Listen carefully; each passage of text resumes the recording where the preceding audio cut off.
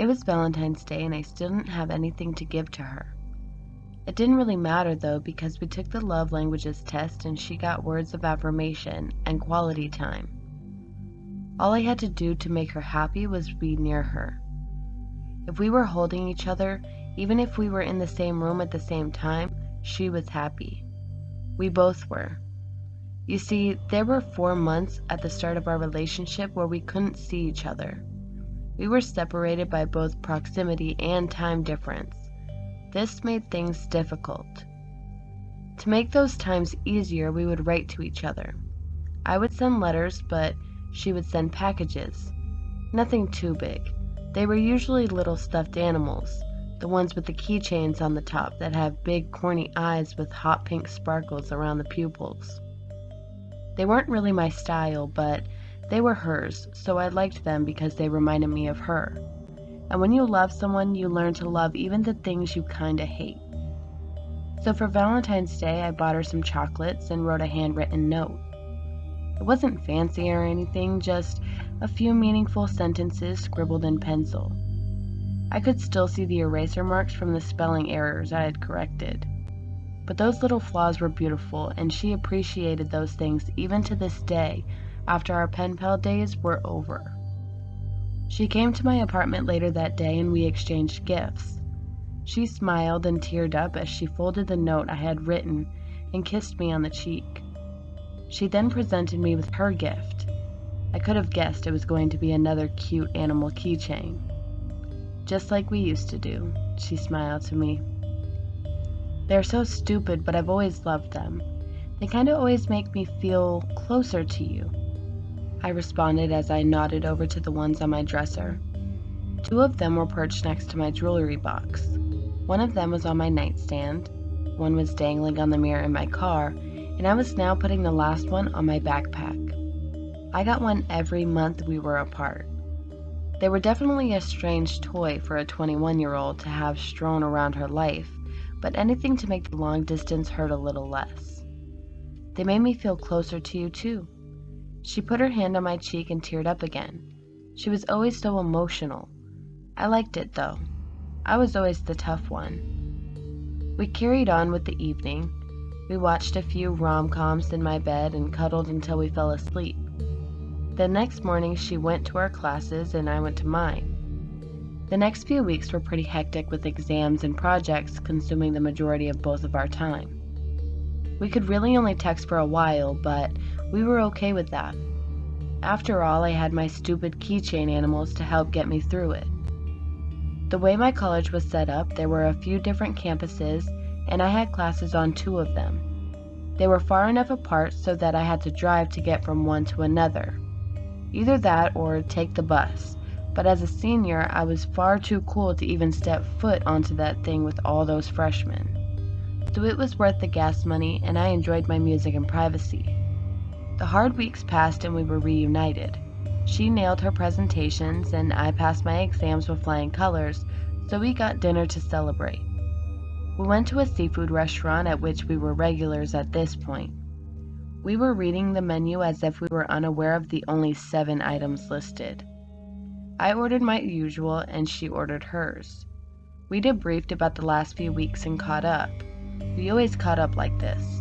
It was nice and it made it feel like we were together the whole time. There was this one time when a bunch of us had this place cater a philanthropy event and Jake got these nasty hives and I had to rush him to the ER.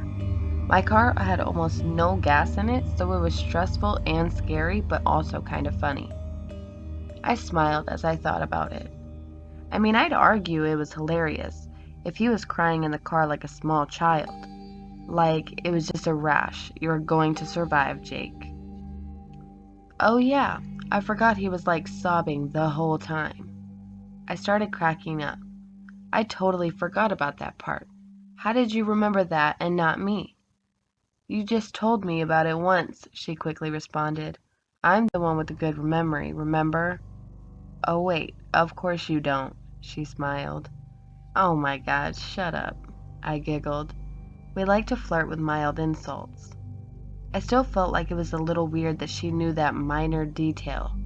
That story was from a couple months ago, so I honestly don't remember if I told her about it or not. There was a brief time when we started dating when she was awfully suspicious of me. I didn't think she had any reason to be, but she was insecure because I was flirting and would talk to other girls. I never did anything though. I wouldn't. My brother cheated on his wife and the whole family suffered from it, so I swore to myself I would never be like him. During that brief time when we started dating and she was awfully suspicious, she went through my phone. I knew I had nothing to hide, so it didn't really bother me that she did what she did. I was mostly just upset that she didn't trust me, but she agreed that she was being a little obsessive and we made our amends. There was only one time since then that I caught her snooping around on my phone. To me, that wasn't enough to break up over, so I guess it is hypothetically possible that she read about the story in my phone.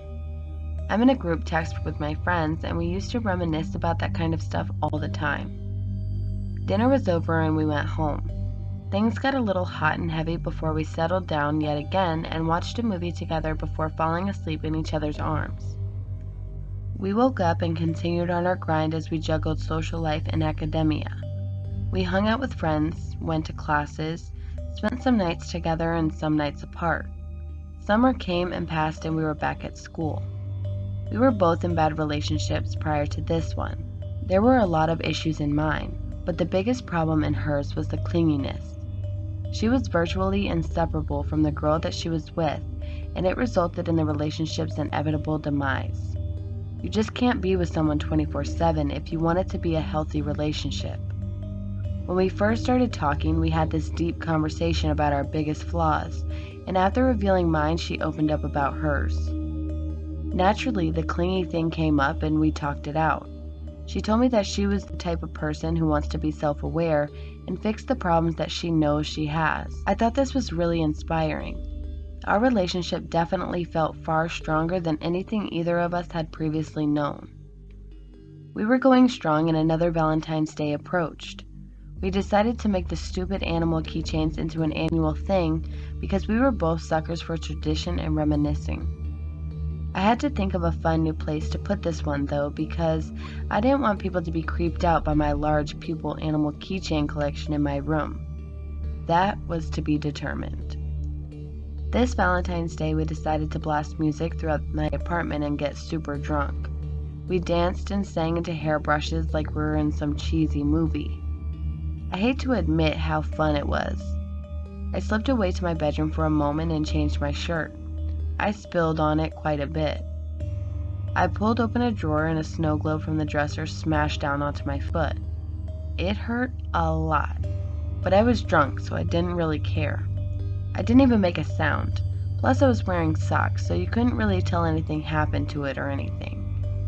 I went back into the living room. We ran around laughing and falling onto things. I tripped at one point and banged my head on the counter, I think. Again, we were pretty drunk and I don't fully remember, but we plopped down on the couch and she got 2 little bags of ice. "One for your head and one for your foot," she said. My foot? Why? I was drunk and laughing for no reason. My foot is fine. Your foot is hurt, she said. She pulled out the sock revealing the gnarly bruise and placed the ice on my foot. She always cared for me. That was another thing I loved about her. She must have had a sixth sense or something because I definitely wasn't limping. I liked that she knew when I needed something. We fell asleep later in the night and woke up the next morning. Life continued as usual. We gave each other space and then we reunited. I felt like this always gave us more to talk about. I got to tell her all nonsensical things that I wanted to, and she would just sit there and smile and listen. She was just a good listener. I guess there is some validity to the whole distance makes the heart grow fonder thing. I really didn't spend that much time with her, but I felt like she knew me better than anyone else. She always knew what to say or what I wanted or how to make me feel better. Sometimes I feel like she knew me more than I knew myself. I was in love with her. We usually went over to my apartment to hang out, but this time I asked to go to hers. I liked exploring other people's houses. Ever since I was little, I loved seeing the way other people lived. I used to creep around and peek into rooms and act like I was exploring some kind of abandoned mansion. I grew out of this mostly, but part of me still liked snooping. I'd been to her apartment before, but I'd never really snooped. She went out to run a few errands and I stayed back because I wanted to take a nap, but I was restless, so I got up and took a look around. I also kinda had a little work to do, so what better way to find a good workplace than to look for one? I put my backpack on and started exploring with a valid excuse to do so. The kitchen was average and not great. This was because there was minimal snacks. She was pretty healthy, which was upsetting in times like these. I continued to walk through the apartment and realized that there was really only so much to discover. She had no roommates, no long corridors, no attic, but she did have what I assumed to be a closet at the end of the hall. I started messing with the doorknob, but it didn't budge. She had invaded my privacy with the whole phone thing before, so I felt no shame or guilt in overstepping a bit. The key to this mystery door wasn't hard to find. She was smart, but she wasn't too creative. She left the key in a bowl of potpourri. My mom used to do this in my house growing up, with all of these random keys in one place. I smiled to myself. I was a real detective. I opened the door and found what looked like some sort of security system. I put my backpack on the floor and crept closer to get a better look. I knew about this software. I knew that most people had cameras linked to their phones, but I guessed it linked to computers too. Maybe both at the same time. I was no expert. There were 2 computer monitors, but only one of them had camera footage on it. The other one had nothing on it yet, but there were empty sections that I'm assuming could link to more cameras. I drew my attention to the monitor that had live footage. There were 6 different camera views. I recognized the images they displayed. One of the screens showed the back of a girl who was standing in a room that looked like the one I was in, and the girl looked like me. My stomach dropped. I turned around and saw my backpack with the stupid little animal keychain. I looked into its eyes.